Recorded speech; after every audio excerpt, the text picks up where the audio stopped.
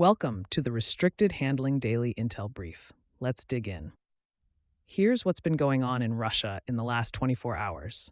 The biggest story today is that Ukraine and its partners are trying to turn a more favorable moment into something durable.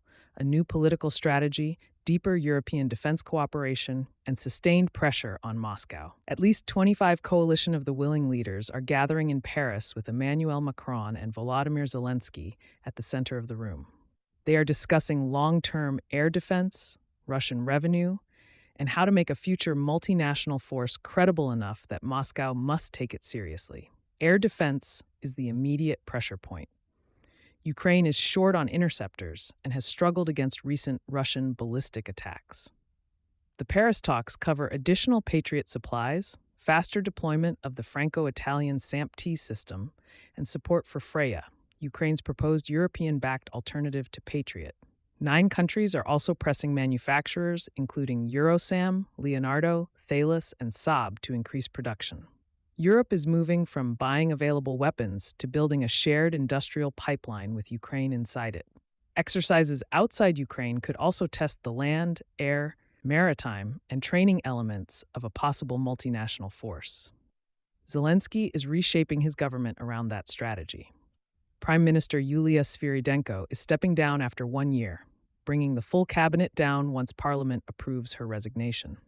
Zelensky said Ukraine is changing its political strategy and wants officials directly responsible for U.S. relations, European Union accession, military supply, and frontline communities. Svyrydenko may take a role managing relations with a key partner, possibly as ambassador to Washington.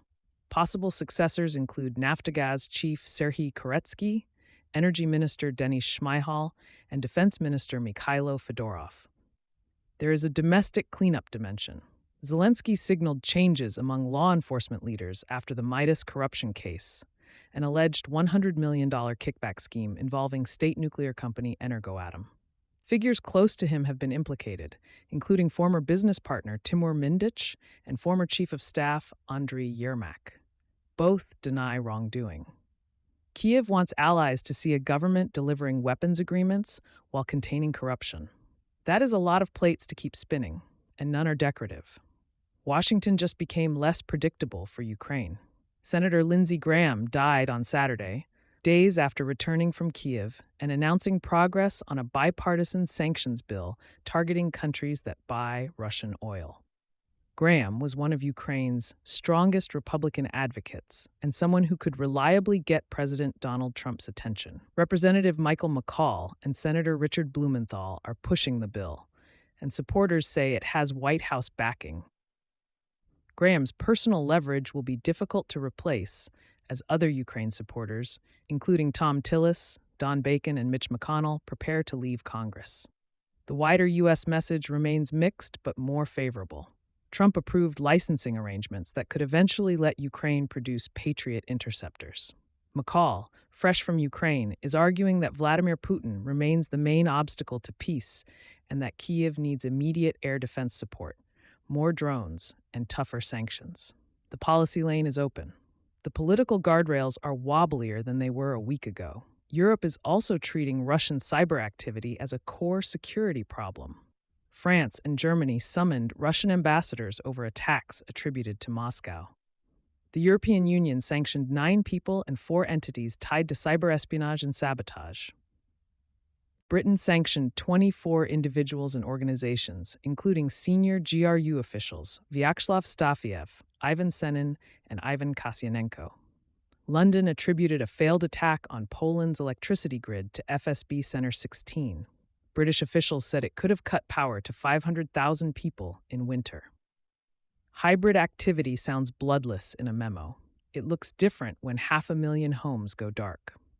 Then there is Japan, where Russia appears to have found a useful gap in the sanctions wall. Western intelligence officials assess that the GRU's 20th Directorate runs a technology procurement operation from Tokyo under Maxim Vladimirovich Filchenkov, reportedly using an Aeroflot position as cover. Ukraine estimates Japanese components appear in 90% of Russian missiles and drones. Parts can move through third countries, with Vietnam identified as a major transshipment route. The Aeroflot office is reportedly a short walk from Japan's National Police Agency, which is almost too on the nose for a spy thriller. The serious point is that Russia is sustaining weapons production through legal gaps, commercial intermediaries, and countries with limited counter-espionage tools. Economically, Ukraine's pressure campaign is beginning to hit systems rather than isolated targets.